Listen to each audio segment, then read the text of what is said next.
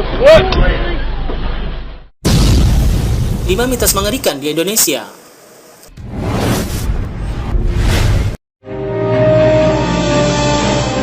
Meskipun teknologi sudah sedemikian canggih, namun hal tersebut tak lantas jadi halangan bagi kebanyakan orang untuk mempercayai sesuatu yang sifatnya tak logis. Baik itu sebuah mistis, gaib, mitos, dan sebagainya. Bahkan yang namanya mitos masih jadi bumbu kehidupan sehari-hari yang keberadaannya kadang masih sangat diyakini. Orang-orang Indonesia khususnya masih mempercayai mitos-mitos yang diturunkan dari orang tua dulu. Misalnya saja, mitos tidak boleh makan di depan pintu agar jodohnya tidak sulit, atau kupu-kupu yang terbang di dalam rumah yang dipercaya bakal ada tamu yang akan datang, dan sebagainya. Berikut ini beberapa mitos mengerikan di Indonesia yang masih dipercaya hingga kini. Jangan menetesi darah orang mati dengan air jeruk. Ada sebuah mitos yang beredar di masyarakat tentang larangan untuk tidak memberikan tetesan air jeruk ke darah orang yang sudah meninggal. Katanya, hal ini akan menyakitkan mereka yang sudah mati, dan sebagai gantinya akan menuntut balas kepada pelakunya. Terdengar seperti omong kosong memang, namun konon hal ini memang benar pernah terjadi. Konon pernah ada orang iseng yang menetesi darah bekas tabrakan dengan air jeruk. Tak lama, terdengar seperti suara arangan yang tak jelas dari mana asalnya. Lalu berselang beberapa hari kemudian, pelakunya tewas dengan darah yang sama di tempat yang sama pula. Saran orang-orang tua, meskipun terdengar sangat tidak masuk akal, namun jangan pernah mencoba melanggar mitos yang satu ini. Hindari membawa telur ayam kampung melewati hutan di malam hari. Mitos ini konon sangat terkenal di Kalimantan. Banyak orang yang sering diwanti-wanti untuk tidak membawa telur ayam kampung dan melewati hutan pada waktu malam hari. Alasannya, telur tersebut akan diincar oleh makhluk halus penjaga hutan. Cerita ini pernah terjadi beberapa tahun silam. Ketika itu, ada 2 orang pemuda rantauan yang baru saja pulang dari sebuah pasar. Seperti yang kita tahu, di Kalimantan banyak tempat yang aksesnya susah. Kebetulan ketika itu pasar memang jauh sekali jaraknya dan harus melewati hutan. 2 orang pemuda ini hendak membeli kebutuhan sehari-hari, termasuk beberapa butir telur ayam kampung. Sebenarnya, keduanya sudah sering mendengar mitos tersebut. Hanya saja, pertimbangannya lantaran jarak yang jauh dan makan waktu jika harus balik lagi. Mereka pun pulang melewati sebuah hutan, dan tak sampai beberapa menit, keajaiban gaib langsung terjadi. Keduanya diganggu oleh sesosok makhluk putih, hingga motor yang dikendarai jatuh.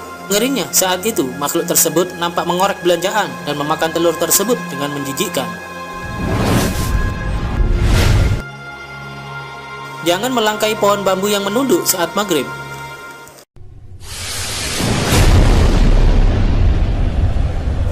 Mitos Jawa ini memang masih dipercaya hingga sekarang, dan sepertinya tak perlu untuk dibuktikan kebenarannya.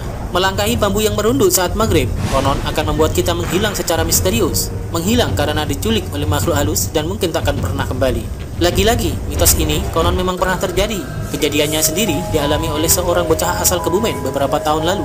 Diceritakan si bocah ini tiba-tiba saja melihat bambu yang merunduk setelah bermain dengan teman-temannya. Tanpa pikir panjang, kemudian dilangkahinya bambu tersebut, dan si bocah ini pun menghilang tanpa jejak. Baru sekitar 4 tahun setelahnya, bocah ini akhirnya kembali lagi dan ditemukan pingsan di dekat pohon bambu, tempatnya terakhir terlihat. Si bocah mengatakan, ketika ia melewati bambu merunduk tersebut, ada sosok gaib yang menculiknya.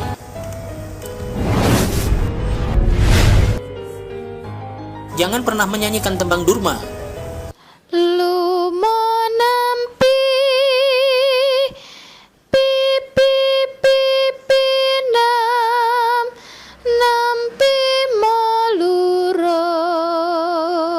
Tembang Durma atau lengkapnya Durma Macapat adalah sebuah bait lagu Jawa yang mengandung unsur magis tertentu. Banyak mitos yang beredar soal lagu ini, yakni larangan untuk menyanyikannya. Pasalnya, bait ini konon sangat disukai makhluk halus. Parahnya lagi, barang siapa yang sekali menyanyikannya, maka tak akan mudah untuk lepas begitu saja. Konon ada seorang ibu yang pernah mencoba mitos ini. Seperti yang diduga, pada akhirnya ia selalu diganggu dengan para makhluk halus. Biasanya, mereka berwujud wanita berbaju merah dan berambut panjang, serta punya taring dan kuku yang tak kalah panjang. Kalau ditelaah dari liriknya sendiri, lagu ini memang punya makna yang sangat mistis. Jangan menghina patung-patung kayu di Kalimantan. Ketika kita singgah di daerah Kalimantan, terutama yang pinggiran, maka kita akan menjumpai rumah-rumah yang di depannya ada semacam patung kayu. Nah, mitosnya, jangan sekali-kali menghina patung-patung kayu tersebut. Pasalnya, patung-patung kayu tersebut ada penunggunya dan akan mengganggu si pengumpatnya kemanapun ia pergi. Cerita turun-temurun ini masih sangat dipercaya. Soal kejadiannya mungkin sudah sering kali menimpa banyak orang. Patung tersebut sendiri konon semacam simbol dari keluarga yang sudah meninggal. Biasanya sangat sulit untuk menyembuhkan mereka yang terkena mitos patung Kalimantan ini. Satu-satunya cara hanya dengan meminta maaf kepada keluarga yang bersangkutan. Kabar buruknya, sepanjang belum dimaafkan, maka gangguan-gangguan akan terus terjadi. Agak dilematis memang menghadapi hal-hal seperti ini. Intinya, tetap hormati kebudayaan setempat, serta hidup dengan normal tanpa perlu penasaran dengan hal-hal seperti ini. Berbekal hal ini, kita akan selamat dimanapun kita berada.